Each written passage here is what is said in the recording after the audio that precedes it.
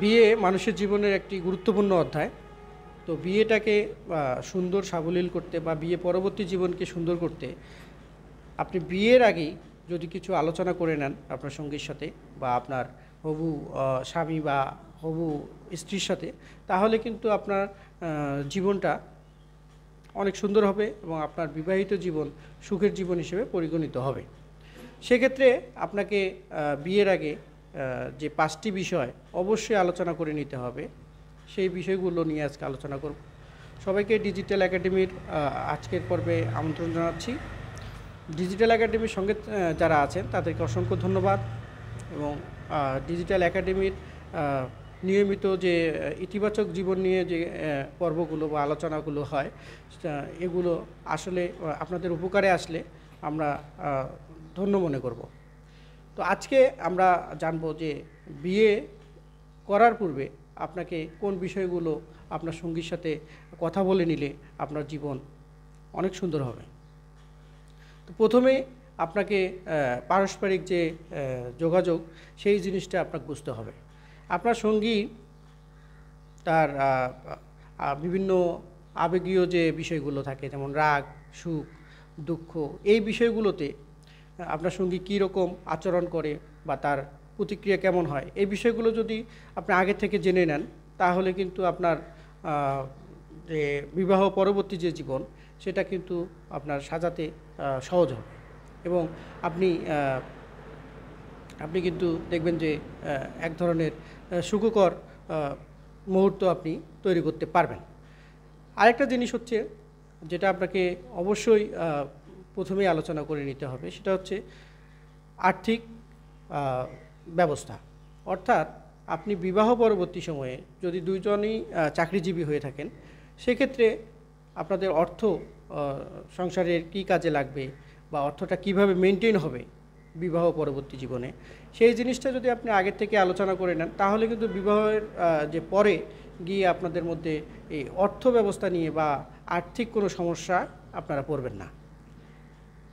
একটা জিনিস আমাদের মাথায় রাখতে হবে যে অর্থই হচ্ছে অনর্থের মূল। তো যে কোনো সম্পর্ক ভাঙনের ক্ষেত্রে অর্থ একটা গুরুত্বপূর্ণ ভূমিকা পালন করে। এজন্য বিয়ের আগেই আপনারা যদি আপনাদের অর্থের যে সংকুলন বা অর্থের যে অবস্থা, সেই ব্যাপারটা যদি আলোচনা করে নেন, তাহলে কিন্তু আপনাদের বিবাহ পরবর্তী জীবন অনেক সুন্দর হবে। এরপর যেটা করতে পারেন সেটা হচ্ছে পরিবার পরিকল্পনা। অর্থাৎ আপনারা বিবাহ পরবর্তীতে বাচ্চা নেওয়ার ক্ষেত্রে বা জীবন সাজানোর ক্ষেত্রে বা পরিবার সাজানোর ক্ষেত্রে কীরকম সংখ্যা বা বাচ্চার সংখ্যা বা অন্যান্য যে বিষয়গুলো, সেগুলো আপনারা আলোচনা করে নিলে আপনাদের যে ফ্যামিলি প্ল্যানিংয়ের যে বিষয়টা, সেটা সুন্দর হয়। যদি আগে থেকে আপনারা বিয়ের আগেই যদি এই আলোচনাগুলো করে নেন, তাহলে আপনার সঙ্গীও আপনার সাথে একটা সুন্দর মন নিয়ে এগিয়ে যেতে পারবে। এরপর আপনাকে যেটা করতে হবে সেটা হচ্ছে পার্সোনাল স্পেস রাখতে হবে। এই বিষয়টা কিন্তু আপনার বুঝতে হবে।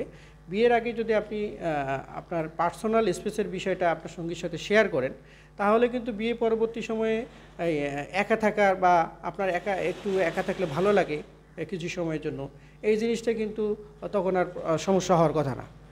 কিন্তু যদি আপনি দেখা যায় যে কিছু এই আলোচনাগুলো না করলেন, তাহলে কিন্তু দেখা যাবে আপনার বিয়ে পরবর্তী সময়ে আপনার সঙ্গী কিন্তু আপনার উপর বিরূপ হতে পারে এবং আপনাকে আপনার সম্পর্কের অবনতি করতে পারে।